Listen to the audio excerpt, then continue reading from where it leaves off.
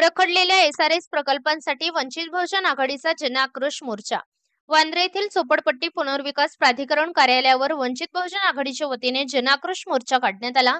SRA प्रकल्पांमुळे त्रस्त असलेल्या हजारो प्रकल्पग्रस्त नागरिकांनी घोषणाबाजी करत प्रशासनाचा तीव्र संताप व्यक्त केला. मोर्चाचे नेतृत्व वंचित बहुजन आघाडीचे मुंबई अध्यक्ष चेतन अहिरे व वंचित बहुजन महिला आघाडी मुंबई अध्यक्षा स्नेहल सोहनी यांनी केले. 35 पेक्षा जास्त एसआरएस प्रकल्पग्रस्त सोसायटी या आंदोलनात सहभागी झाल्या.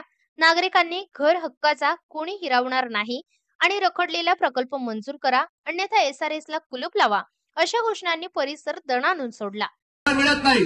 ज्यांचे प्रकल्प रखडलेले आहेत आमच्या विभागातले, ते प्रकल्प त्वरित चालू करावेत अशी मागणी आम्ही वंचित बहुजन आघाडीच्या वतीने आपल्याला करीत आहोत.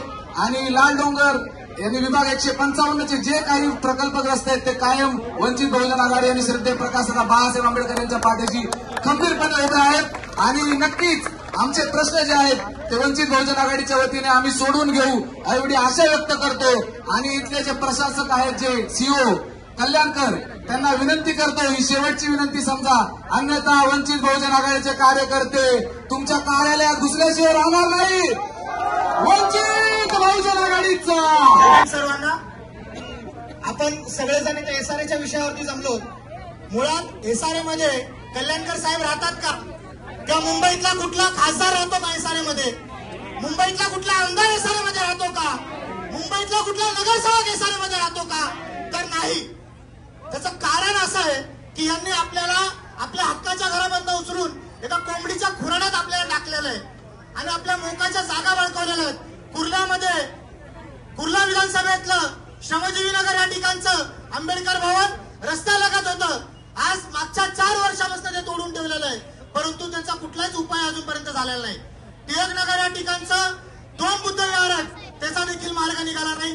टिळक नगर मधील पंचशील एसआरए आहे, त्या ठिकाणी पाण्याची सुविधा व्यवस्थित नाहीये, लाईट नाहीये, गटरची सुविधा व्यवस्थित नाहीये, स्वच्छता चांगल्या पद्धतीची नाहीये. आणि आम्ही मागच्या 2 वर्षापासून या एसआरएला पत्र देतोय की कुर्ल्यातल्या अनेक हनुमान नगर असेल, जे झोपड्या आहेत, मदर डेअरीच्या बाजूच्या ज्या झोपड्या आहेत, रेल्वे बाजूच्या ज्या झोपड्या आहेत, त्याचं क्लस्टर सर्वे करण्यात यावं, बायोमेट्रिक करण्यात यावं. परंतु एसआरए मागच्या 2 वर्ष झालं कुठल्याही पद्धतीचा प्रतिसाद त्याला देत नाही. म्हणून आम्ही वंचित बहुजन आघाडीच्या माध्यमातून आज हा जनआक्रोश मोर्चा या ठिकाणी घेऊन आलो. मुंबईचे अध्यक्ष चेतनदादा अहिरे आणि मुंबईचे महिला अध्यक्ष स्नेहलताई सोहनी आणि नव्याने झालेले मुंबईचे युवक अध्यक्ष यांच्या नेतृत्वात हा मोर्चा आहे. आणि हा मोर्चा इथल्या कल्याणकर साहेबांना जोपर्यंत खाली येत नाही तोपर्यंत इथला वंचितचा कुठलाही पदाधिकारी या ठिकाणी हलणार नाही. आणि शाहीर मेघानंद जाधव यांनी वामनदादाच्या लेखणीतनं इथल्या प्रशासनाला जबाब विचारलाच आहे. आणि जर मुंबईचे अध्यक्ष खाली बसतात तर आपली देखील जबाबदारी आहे.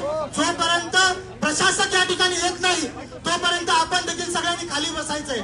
एवढंच बोलतो आणि थांबतो. जय भीम, जय भारत.